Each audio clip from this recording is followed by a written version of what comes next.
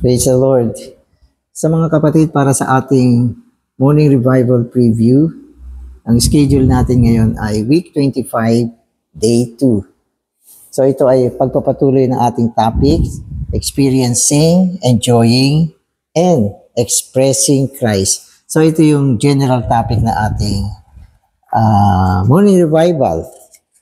Pero para sa linggong ito, ang title niya ay Christ as our virtues, the peace of God, our secret, and the one who empowers us. So ito yung subject natin for this week. Amen. So mag-umpisa na ako. At para sa ating mga Bible verses, Philippians 1:21, 4, 5. Chapter 4, verse 5. Amen. For to me, to live is Christ, and to die is gain. So, itong verse na ito, malaking verse ito. Sa buong New Testament, yung sinabing ito ni Paul. For to me, to live is Christ. Yan. Yan. At pwede ko nga sabihin yung buong bagong tipan, ito lang yung pinaka-unique na instruction, ang ibuhay si Kristo. Pag binubuhay mo si Kristo, okay ka na. Lahat ng kahilingan ay nagagawa mo na. Sapagkat si Kristo ang sentro ng buong ekonomiya ng Diyos. Kung inalis mo si Kristo, walang ekonomiya ang Diyos. Kung gusto mong isagawa ang ekonomiya ng Diyos, ito ay sa pamamagitan ni Kristo na binubuhay natin. Kaya si Pablo nakita niya to. At ito ang kanyang naging pamumuhay. Ang kanyang naging pamumuhay ay ang ihayag si Kristo. Kasi to live Christ, ibig sabihin, ihayag si Kristo sa iyong pamumuhay. Ang pamumuhay natin ay ang lahat ng bagay na ginagawa natin. Lahat ng bagay na ginagawa natin sa buhay natin. Yan ay ang ating living. At dapat ang ating living ay si Kristo. Amen. Yung next verse ay 4:5. Let your forbearance be known to all men. The Lord is near. Ang ganda rin ng verse na ito. Una sinabi niya, live Christ. Pagkatapos binanggit niya yung forbearance, kahinahunan. Sinabi niya na nawa ang ating kahinahunan ay maipakita natin sa lahat ng tao. Ang una, sinasabi na si Kristo ang ating pamumuhay. Pagkatapos binabanggit niya na ang ating kahinahunan ay maipakita natin sa lahat ng tao. Kaya pwede natin sabihin, yung kahinahunan dito ay si Kristo. Ang kahinahunan ay ang ating pinakamataas na kagalingan, pantaong kagalingan. At sinabi ni Paul, ang kanyang ibinubuhay ay si Kristo. Na ibig sabihin, ipakita mo si Kristo. At para maging solido at practical ang pagpapakita ni Kristo, o pagpapakita kay Kristo, dapat ipakita natin ang ating kahinahunan na bunga ng ating pamumuhay na walang iba kundi si Kristo. Kaya maganda yung yung pagkakatugma.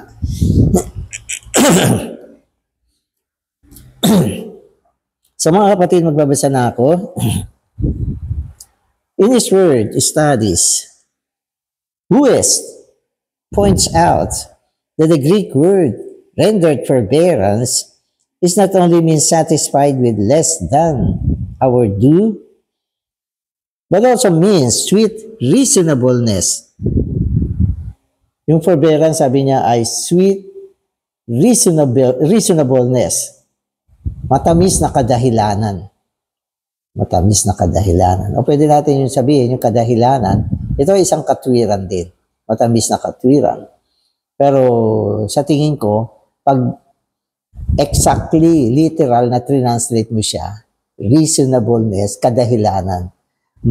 Matamis na kadahilanan.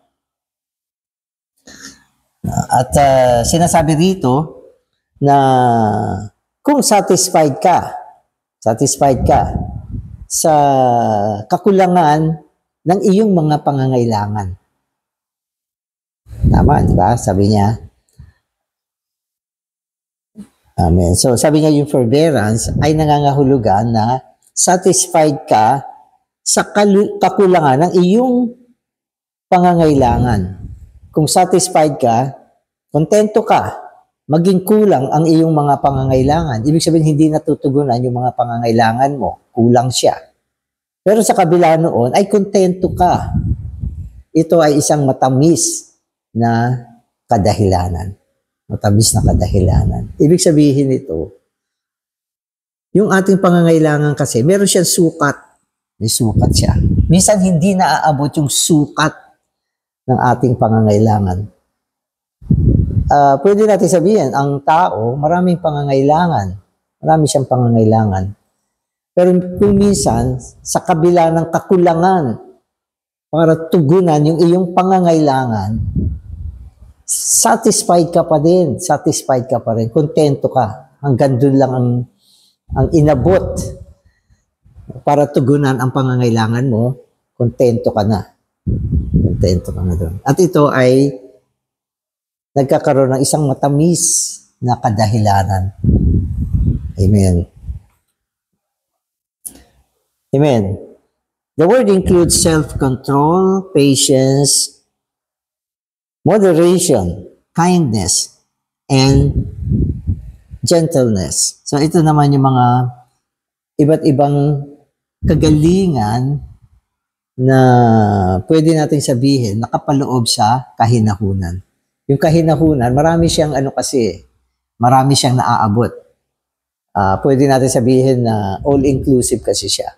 Sa loob ng kahinahunan, self-control, ito yung pagpipigil sa ating sarili. Patience, ito yung ating pagtitiis. No? Moderate, ito yung ating pagtitimpi. Kindness, ito naman yung ating kagandahang loob. Gentleness, ito yung pagiging maamo natin. Ang ganda ng mga mga virtue. Ito ay mga kagalingan natin. At pwede nating sabihin, nakapaloob siya sa isang uri ng kagalingan, natatanging kagalingan. Yan ay ang kahinahunan. Kung meron kang kahinahunan, meron kang pagpipigil sa sarili. Kung meron kang kahinahunan, meron kang pagtitiis. Kung meron kang kahinahunan, meron kang pagtitimpi.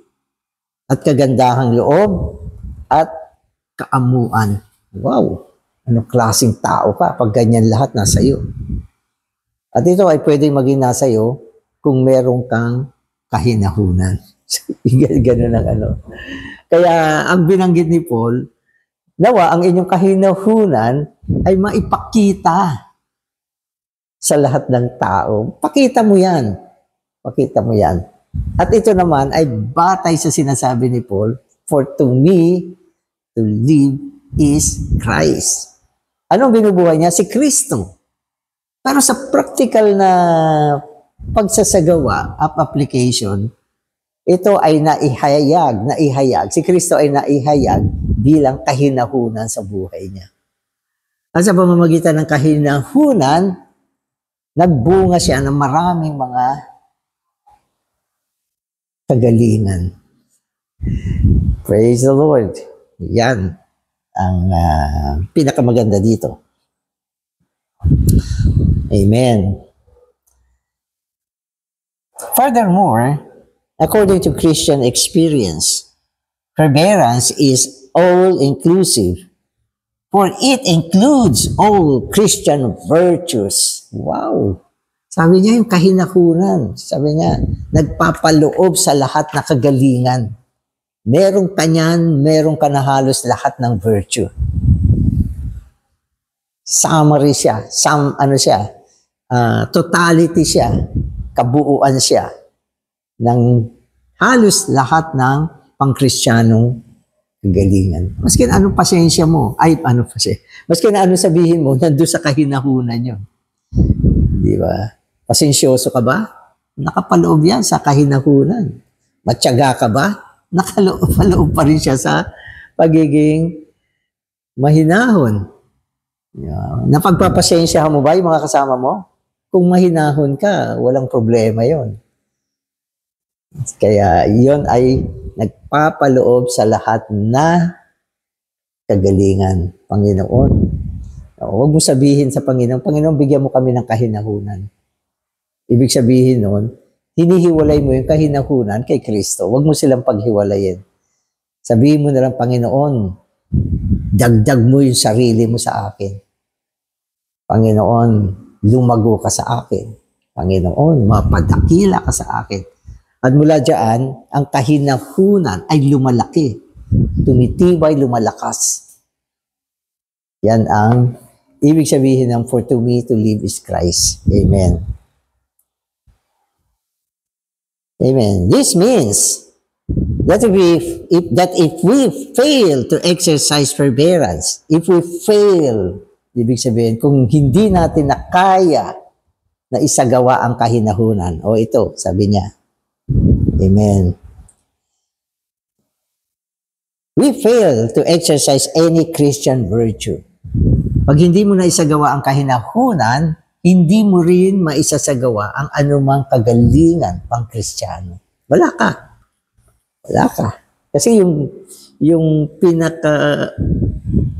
pinanggagalingan lahat ng Christian virtue ay itong isang ito. Kahinahunan. Mahinahon.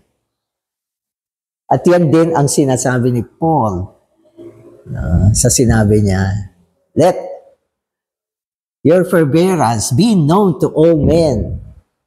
Nawa ang inyong kahinahunan ay maipakita sa lahat ng tao. At bago yan sinabi niya, for to me to live is Christ. Amen. Ang linaw niya. Amen. So if by the grace of Christ, a brother, ito sinasabi sa mga brother, lalo na sa mga husband. Amen. If by the grace of God, pakinggan niyo mga brothers, a brother is satisfied with less than his due and exercise forbearance toward his wife, not criticizing her or condemning her, he will show in his forbearance an all-inclusive Christian virtue. So, naiintindihan niyo ba ito, mga brothers? Kasi, pwede kong sabihin na naiintindihan ko ito at sana maintindihan din natin lahat. Na tayo mga brothers, especially tayo mga may asawa, halos lahat ng bagay o maraming bagay, ang daming bagay sa buhay natin, ay inaasa natin sa ating asawang babae na nag-e-expect tayo na matutugunan niya lahat ng bagay sa buhay natin. Pwede ko sabihin, lahat ng bagay. Yan yung due na tinatawag. May mga bagay na sa kanya mo lang inaasa talaga yan. Pero kung minsan, sa kabila ng kanyang kakulangan, pwede ko sabihin, ang mga wife naman, hindi naman mga perfect yan eh. Meron din sila mga shortcoming para tugunan ang mga pangangailangan ng asawang lalaki. Pero sa kabila ng kanilang kakulangan, kontento ka pa rin. Yan ay dahil sa biyaya ng Panginoon. Ito ay isang pagpapakita ng iyong kahinahunan bilang nagpapaloob sa lahat na kagalingan. Ganda, hindi ba? At dahil dyan, sapagkat iniensayo mo ang kahinahunan, hindi mo siya pipintasan. Hindi mo siya kukondenahin sa kabila ng kanyang mga kakulangan. So, yun yung perfect na husband. Pwede ko sabihin, isang perfect na husband. Na sa kabila ng mga kakulangan ng asawang babae niya, hindi pa rin niya kinukondena yung kanyang asawang babae, hindi niya pinipintasan. At ito ay bunga ng kanyang kahinahunan bilang nagpapaloob sa lahat na kagalingan. At syempre, dinagdag dito, by the grace of God. By the grace of God. Mahirap makahanap ng ganyang husband. Minsan marami pagkukulang. Hindi siya nagrereklamo. Satisfied lang siya. At mahinahon siya. At hindi niya pinipintasan yung kanyang asawa. Naku, ikaw talaga. Bla bla bla. Kasi minsan may mga husband na mas madaldal pa kaysa sa asawang babae. Di ba? Hindi niya ginagawa yun. Kontento siya. Kontento siya. Congratulations. Kung ganyan kayo. Amen. Oh, sana ganyan tayong lahat. Amen. Amen. Amen. His forbearance will include patience, humility, self-control, looking to the Lord, and even the virtues of admitting that the Lord is sovereign in all things. Amen. So dahil sa kanyang, tuloy-tuloy to, sa asawang lalaki pa rin to. Dahil sa kanyang forbearance, dumadating sa kanya yung pagtitiis. May pagtitiis siya. Patience. Humility. Humility. Pagpapakumbaba. Hindi niya sinasabi na, ako ang ulo ng babae. Dapat ganito, ganito, ganyan. Hindi niya ginagawa yon. Kundi nananatili siyang nagpapakumbaba. Ano pa? Amen. Meron siyang self-control, pagpipigil sa kanyang sarili, at palaging tumitingin sa Panginoon. Ito pa, dinagdag niya. Even the virtue of admitting that the Lord is sovereign in all things. Tinanggap niya na ang Panginoon ay soberanong isa. Itong kanyang asawa ay naging asawa niya sa pamamagitan ng pagiging soberano ng Diyos. Nang ibig sabihin, yan ang binigay talaga sa iyo. Yan ang binigay. Kaya huwag ka ng kung sino dyan. Tanggapin mo ang pagsasaayos ng Diyos. At itong pagtanggap sa pagiging soberano ng Diyos ay isang kagalingan din na dapat meron tayo. Nang ibig sabihin, anumang bagay, kaya sabi ni Paul, dapat ang tao ay matutong makontento sa lahat ng bagay sa buhay niya. Sabi niya, kung meron kang damit na sinusuot, minsan pinaglaba ka ng asawa mo, hindi ka na nga naglaba aangal ka pa. Di ba? Ano pa? Meron ka natitirahan. Meron ka natitirahan. May nasusuot kang damit, meron ka natitirahan. O minsan yung tirahan mo, nilinis na nga ng asawa mo, aangal ka pa. At ito, meron kang pagkain araw-araw. Di ba? Minsan, halos lahat ng panahon, yung asawa mo naman nagluluto para sa iyo. Kaya kung ano niluto niya, tanggapin mo. Pag meron ka lahat ng tatlong bagay na yan, sabi ni Paul, dapat kontento ka na sa buhay mo. At ang pagtanggap sa lahat ng mga bagay na ito ng kaayusan, bilang sinaayos ng soberanong Diyos, ay isang bagay na dapat idagdag natin sa buhay natin. Kaya kung ganyan ka, happy husband ka. At happy married life. Dapat meron tayong ganyan. So, anyway, sa brother sinabi to. Kaya wala akong sasabihin sa mga wife. Amen. So today's reading, the reason we sometimes behave in an unseemly manner is that we lack forbearance. Negative attitudes and unkind words also come from a shortage of forbearance. Ito. Sabi niya, madalas yung asal natin hindi maganda. Hindi maayos na asal. Asal, pagdating mo sa bahay, nakakunot yung noo mo, nakasimangot ka, parang may dinatnang ka na hindi mo gusto.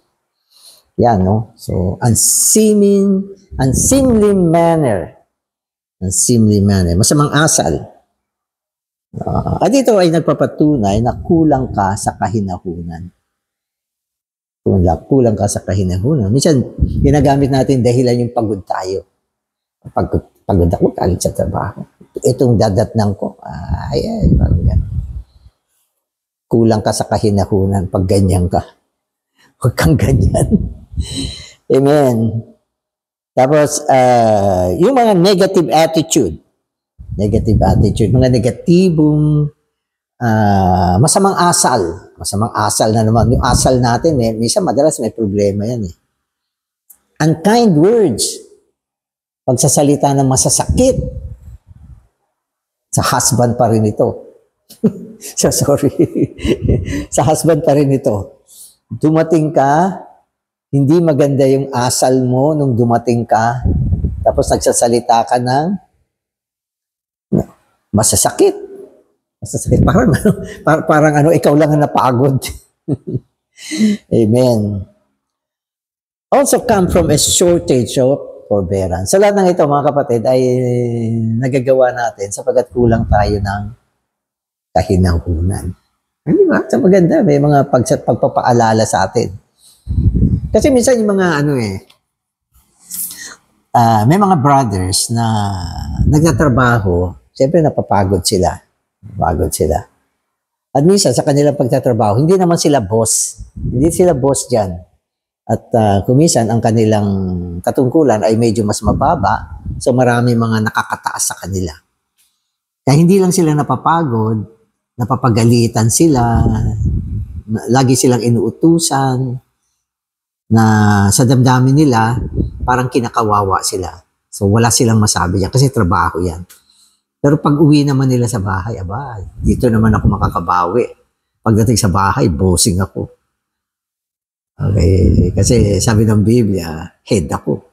Di ba? So yun yung nangyayari niyan. Kaya umaarte tayo ng hindi magandang asal. Pero kung ang iyong kahinahunan ay nananatili, mula sa trabaho mo, mahinahon ka. Yes, sir, sir. Sir ka. Ang hinahon mo, ang amo mo. Pero yung pagkatao mo, kakaiba pag uwi mo. Di ba? Minsan pati sa mga anak mo, nadadala mo yung kakaibang ugali at asal. Kulang ka ng kahinahunan. Ito kasing message ngayon nakita ko. Ini-expose niya ang pagkatao natin. Ini-expose niya. Maganda yan. Kasi minsan, tayo bulag tayo Ito parang salamin na nakita mo yung pagkatao mo. Ganun pala ako. Amen. Ito. When we fail to love, it is because we have no forbearance. Dapat magmahal ka pero hindi mo kaya. Hindi mo kaya magmahal. Ito ay isang pagpapakita na kulang ka sa kahinahunan. Okay. Likewise,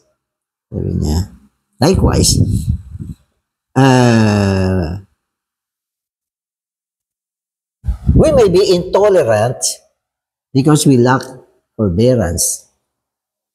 Ibig sabihin, intolerant ka. Hindi mo mapalampas yung mga maliliit na bagay sa buhay mo o sa kapwa mo. Hindi mo mapalampas. Napaka-perfectionist mo. Napaka-legal mo. Yan ay nagpapakita na kulang ka sa forbearance. So, yan ay mga ilang practical na bagay. Lalo na sa sarili mong sambahayan o sa asawa mo. Intolerant. Even talkativeness may result from having no forbearance. Ang kadaldalan ay nagpapakita ng kulang sa hinahon. O pwede ko isama na yung mga wife, para medyo balance tayo. Pero may husband din na madaldal. nagger. Kaya, bakit ganyan ka kadaldal? Ito sinabi to, bakit ka ganyan kadaldal? Kulang ka ng kahinahunan. Amen. Hindi ko naman sinasabi na huwag tayong madaldal. Minsan sobra kang tahimik. Hindi ka rin mahinahong kaya katahimik. Ibig sabihin meron kang kim-kim sa loob mo. Kaya, kailan tayo nagiging tama lang? Pag may kahinahunan tayo. Amen. Ito. If we do not show forbearance toward the members of our family, there will be no peace in our family life. Peace comes out of forbearance. Ito, pang buong pamilya na to. Pang buong pamilya na. Sa sambahayan, kapag walang kahinahunan, walang kapayapaan ang tahanan na yan. Wala kasi silang kahinahunan. O ito, kasama na ang mga anak. Tatay, nanay, mga anak, o kung meron kayong mga servant, dapat lahat kayo merong kahinahunan. Then, napaka-peaceful ng inyong tahanan. May pag-ibig, merong mga pang-uunawa sa mga kamalian, hindi pa nagsasalita ng excuse, napatawad na, at maganda yung atmosphere. At mga kapatid, palagi natin sinasabi, lahat ito ay si Kristo. Si Kristo na kahayagan natin. Kung wala si Kristo, bilang realidad ng ating kahinahunan, walang tunay na kahinahunan, ang ating sambahayan ay nagkakaroon ng kaguluhan, awayan, at walang kapayapaan, walang pag-ibig. Lahat naghahanap ng kamalian ng bawat isa. Nagagantihan. Amen. So, sige yung MR natin. Napaka-practical ngayon. Amen. Paul realized that forbearance is an all-inclusive virtue. This is the reason he says, "Let your forbearance be known to all men." This forbearance is actually Christ himself. In 1:21, Paul says, "To me, to live is Christ." Since Christ is forbearance, for Paul to live was forbearance. So, naging interchangeably used yung Christ saka forbearance. Si Kristo ang kahinahunan ay si Kristo. Nung sinabi ni Paul na sa akin, ang mabuhay ay si Kristo, pwede rin natin sabihin, kay Paul, ang mabuhay ay kahinahunan. Sabagat si Kristo ang kahinahunan. Paul's earnest expectation was that Christ would be magnified in him, whether through life or through death. For Paul to magnify Christ was for him to make known his forbearance. Thus for Christ to be magnified in us is equal to making our forbearance known to all men. The reason for this is that forbearance is Christ experienced by us in a practical way. So, kinote naman yung verse na sinabi ni Paul na ang kanyang pangunahing hinahangad ay ang mapadakila si Kristo. Mapadakila si Kristo. Yung mapadakila si Kristo ay ipakita si Kristo. Mapalaki si Kristo. Kasi yung word na magnified, ito ay tumutukoy sa pagpapakita ng isang bagay na mahirap makita. Halimbawa si Kristo, meron tayo niyan. Nasa loob natin. Siya ay espiritu na tinanggap natin. Pero sasabihin ng tao sa'yo, asan yung sinasabi mong Kristo na tinanggap mo? Hindi mo mapapakita mismo yan kasi yan ay espiritu at hindi naman talaga nakikita physical ang Panginoon. Pero kung pinapakita natin ang ating kahinahunan sa tao, si Kristo na hindi nakikita ay nakahayag, napapalaki, napapadakila. Yan ang ibig sabihin ni Paul nang sinabi niya na ang kanyang pinakamimithi ay ang maipadakila si Kristo. At ito ay ang ihayag si Kristo sa isang paraan na praktikal, nakikita, nahihipo, na hahayag. At yan ay sa pamamagitan ng kanyang pagiging mahinahon. So tama naman yan. Hindi mo naman kailangan ipagmalaki, ay, Kristiyano po ako. Ako po ay merong Kristo sa loob ko. Yung mga tao, hindi ka masyadong papansinin. Pero pag nakita nila ang kahinahunan mo, wow, hindi pa ako nakakita ng ganitong tao. Ano kaya ang sikreto nito? Ano kaya meron siya? Ano kaya yan? Gusto ko yan. Diba? So naging isa kang buhay na gospel. Dahil naipakita mo ang Panginoon, naipadakila mo siya sa pamamagitan ng kahinahunan. We may speak of living Christ and testify that for us to live is Christ. However, day by day in our life at home, what we need is forbearance. If we have forbearance, then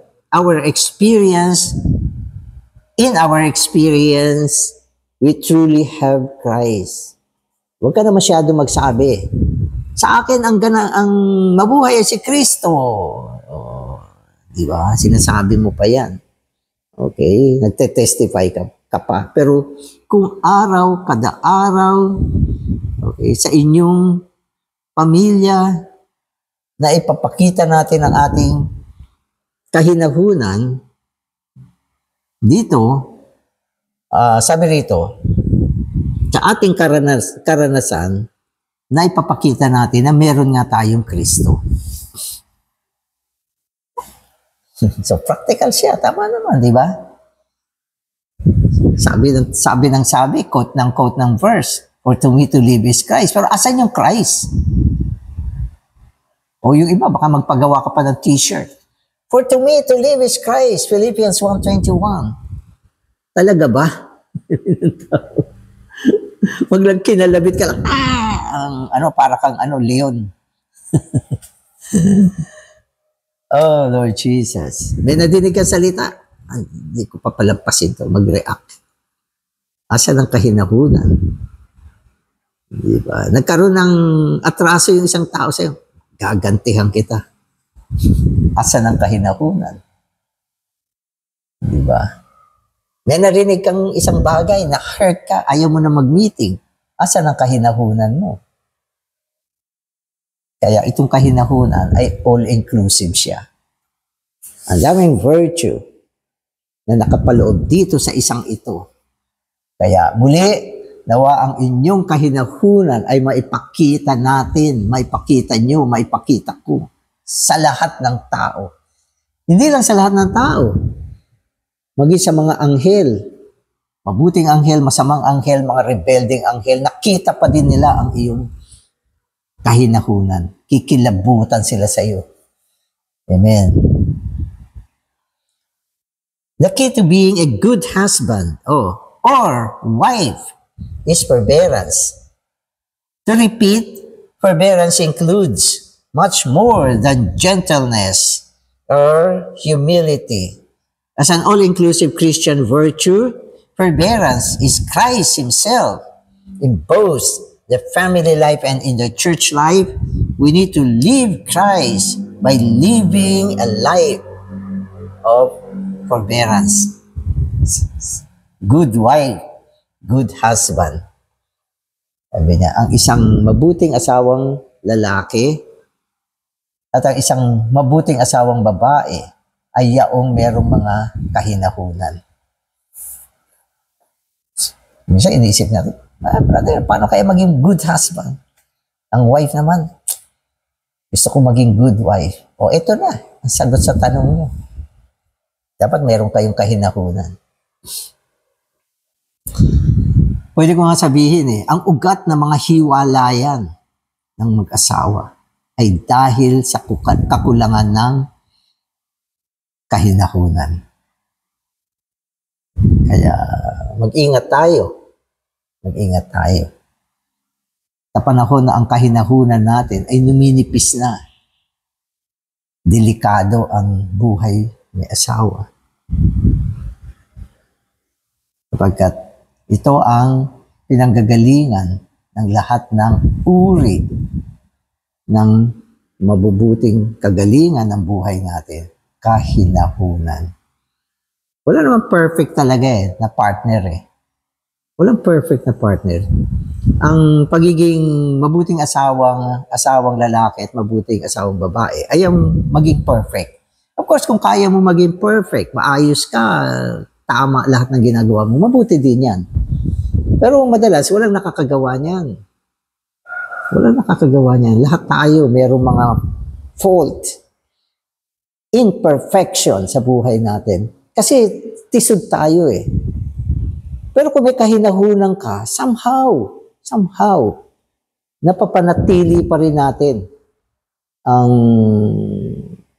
pagiging isang mabuting asawa at asawang lalaki at mabuting asawang babae. Hindi naman sinabi rito na ang mabuting asawang babae ay dapat perfect o ang mabuting asawang lalaki ay dapat perfect. Hindi niya sinabing ganun. Sabi niya, ang mabuting asawang lalaki at babae ay ang mga merong kahinahunan. Nakita niyo yung difference? Hindi ba? Kung perfect na asawang lalaki ka, wala ka na ngayon dito. At kung perfect kang asawang babae, na-rapture ka na siguro. Pero dahil hindi naman tayo perfect, at least, meron tayong isa na siyang dahilan para maging mabuting asawang lalaki at mabuting asawang babae pa rin tayo. At yan ay ang kahinahunan na si Kristo na siyang pinamumuhay natin. Kaya ano ang gagawin natin? Mag-focus ka sa Panginoon. Ituon mo yung buhay mo sa Kanya. Mamuhay ka sa Espiritu. And sayuhin mo ang iyong pinaghalong Espiritu, Panginoon. Marami kong hindi alam, pero ikaw pa din ang pipilitin kong ibuhay sa araw na ito. Babaling ako sa iyo, at kung malamig ako, tatawagin pa rin kita, Panginoon. Yan. At ang bunga nito ay kahinahunan. Maganda yung married life. Di lang married life, pati family life. Amen. Amen. The more we consider the significance of forbearance, the more we can appreciate why Paul spoke of it in 4:5. Our failures and defeats in the Christian life come because we are short of forbearance. So bakit tayo merong mga failure? Diba? Kabiguan. Defeat. Pagkabigo. Failure, kakulangan. Ang ating mga kakulangan. Okay. Ang defeat, ang ating mga kabiguan. Bakit may ganyan tayo sa buhay natin? Dahil wala tayong kahinahunan. Amen. All the saints, young and old alike, have a tendency to neglect forbearance. If we would leave Christ, we must be satisfied with less than our due. We should not make exacting demands on others. Ayan, inulit. Diba? Kung tayo ay merong kahinahunan, tayo ay makukontento sa kakulangan ng ating mga pangangailangan. Kung minsan kulang naman talaga, hindi natutugunan. Pero satisfied ka pa rin, at least meron. Diba? We should not make exacting demands on others. Huwag kang humiling ng sapat na tustos sa iba. Huwag mong hilingin yan. Huwag mong sabihin yan. Dapat minsan, maging sa kakulangan, kontento pa rin tayo. Ito naman pwede kong sabihin sa mga kapatid na nakakaranas ng kakulangan sa kanilang pangangailangan. Kontento ka pa rin. O pwede ko rin sabihin ito sa mga kapatid na naglilingkod ng full-time. Kumisan, hindi din sapat ang tugon sa iyong pangangailangan. Pero kung meron kang forbearance, kontento ka pa rin. At hindi ka magre-react tungkol sa mga bagay na yan. So, walang reaction. Ang saya mo, brother. Oo. Siguro, sabi nila, siguro, sagana ka. Hindi rin. No, meron lang akong kahinahunan. Tama na yon, sapat na sa akin yon. Amen. Amen. Okay, so the Lord Jesus lived a life of forbearance when he was on earth. On one sense, he was very strict. But in another sense, he was very tolerant. For example, although he prayed a great deal, he did not make demands of his disciples concerning prayer or condemn them because they did not pray enough. No? So model talaga natin ang Panginoon, siya ang ating pattern. Ang Panginoon, sobrang mahinahon nung siya ay nandito sa lupa. Alam mo, sinabi rito, ang tindi ng prayer life ng Panginoon. Minsan pumupunta siya sa bundok. Doon nagpe-pray siya ng magdamag. At naniniwala tayo sa private life niya. Ang dami niyang prayer. Napaka-stricto niya sa kanyang sarili. Pero pagdating sa kanyang mga disipulo, no, napaka-tolerant niya. Na ang ibig sabihin, yung pinaano niya, hindi niya, ini-strictuhan sila, hindi niya iniipit, hindi niya ginigipit. Bagamat sila ay kulang sa panalangin, hindi niya ginigipit. Kaya, importante yung tolerant tayo. Kung ikaw ay tolerant, ibig sabihin, mapag-ubaya ka, ang tao gusto kang kasama. Kasi hindi mo sila ginigipit, hindi mo sila palaging sinisita. Kaya may mga taong nananatili. Kung sa buhay eklesiya, sita tayo ng sita sa mga kapatid. Ako, na kanina naamoy kita. Amoy yosi ka. Brother, hindi pwede. Ibig sabihin, hindi ko sinasabing pwede yun o dapat yun. Pero dapat meron tayong damdamin, no, ng pangunawa sa mga tao. Kaya minsan yung mga church nakakalungkot din sapagkat yung mga kapatid, hindi dumadami yung bilang. Minsan may nadagdag, nawawala pa. No? Ang dahilan, hindi tayo tolerant sa mga kapatid. Hindi tayo tolerant. Meron akong nakasamang sister sa work kasama namin. Napakagaling mag-preach ng gospel. Napaka-active, napaka-fruitful. Kaya lang, ang problema sa kanya, sobrang strict niya sa mga nag-gain niya. Kaya nawawala din. Gusto niya, yung nag-gain niya, maging katulad niya agad. Hindi niya iniisip na bagong save pa lang yan at wala pang maturity. Pero gusto mo, katulad mo na agad. Na-save ka na, dapat ganito, dapat ganyan, dapat ganyan. Kaya nawawala din. Kung ganyan ang Panginoon, nung nandito pa siya sa lupa, naniniwala ako, yung 12 nagay niya, baka si Pedro lang ang matira. Amen. Kaya matuto rin tayo kung paano makitungo sa mga kapatid natin. Bagamat nakikita natin yung kanilang mga kakulangan, yung kanilang ugali, yung mga bagay na kailangan iwasto, pero hindi tayo mabilis gumawa ng ganyan mga action sapagkat meron tayong forbearance. Meron tayong kahinahunan. Minsan nga may mga bago Sabi gano'n. Nagtawag pa sa mga kapatid. Merry Christmas po, Merry Christmas. Text. Mabuti na lang yung mga kapatid. May forbearance. Nung katagalan, sabi niya, kaya pala, nung bago pa lang ako rito, nag-message ako. Sabi ko, Merry Christmas. Wala sumasagot. Wala nagsabi sa akin, Merry Christmas to. Sabi niya, ano bang klase mga tao ito? Pero kalaunan, dahil sa pagpapastol ng mga kapatid na napaka-tolerant sa kanya, nagkaroon siya ng growth in life, naintindihan niya na kung nung panahon na yon ay,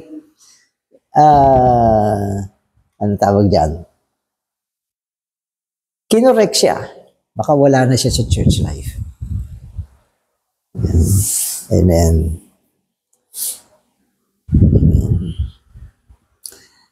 Immediately, after speaking about forbearance, Paul goes on to say, the Lord is near. According to experience, I would say that this word refers to the Lord's presence with us today. Amen. So pagkatapos sinabi ni Paul, di ba napansin nyo? Let your forbearance be made known to all. Tapos dinagdag niya, the Lord is near. Na ang ibig sabihin, ang Panginoon o ang presensya ng Panginoon ay nasa atin. Amen. So, amen. It also strengthens Paul's exhortation that we make our forbearance known to all because the Lord is near. We have no excuse for not making known our forbearance. Isa sa mga dahilan kung bakit natin kailangan ipakita ang ating kahinahunan sa lahat ng tao ay dahil ang Panginoon ay nasa atin. Near. Hindi lang malapit, kundi nasa atin. Yun ang isang dahilan. Kaya sinasabi natin, dahil nasa atin siya ay buhay natin. Kaya natin siya ibuhay. Kaya, hindi tayo excuse na hindi natin ipakita ang ating kahinahunan. Kasi ang Panginoon ay nasa atin. Kung wala tayong Kristo, wala kang kahinahunan, okay lang yun. Wala ka namang Kristo eh. Wala ka namang buhay ng Panginoon. Kaya expected natin hindi ka maging mahinahon dahil wala kang Kristo eh. Pero si Kristo ay nasa iyo. Malapit sa iyo. Kaya walang excuse na hindi ka maging mahinahon. Amen. Often, we fail to exercise forbearance because we forget that the Lord is near. We do not even remember that He is actually within us. Because we do not realize that the Lord is near, we do not exercise forbearance. Yung palang dahilan. Minsan nakakalimutan mo na may Kristo ka sa loob. Kaya ganyan ang ugali mo. Nakalimutan mo na eh. Na may Kristo ka sa loob eh. Pero kung naaalala mo lagi na meron kang Kristo sa loob, yan ay isang pagpapaalala na dapat maging mahinahon ka. Sapagkat kung isang believer ay walang kahinahunan, ito ay kahihiyan sa Kristo na meron siya sa loob niya. Nang ibig sabihin, pinapalabas niya na yung Kristo sa loob niya ay walang silbi. Kahinahunan lang, hindi niya magawa. Diba? So, naiintindihan niyo? The Lord is near. Amen. Salamat, Panginoon. Kasama ka namin at ikaw ang buhay namin. Salamat sa pag-aatas na dapat kami maging katulad ni Pablo na si Kristo ang maging pamumuhay namin. At pinakita mo rin na ikaw din ang dapat na maging kahinahunan namin. Sa pamamagitan ng aming pamumuhay na si Kristo mismo, kusang-kusa ang tunay na kahinahunan ay maipapakita namin sa lahat ng tao. Amen.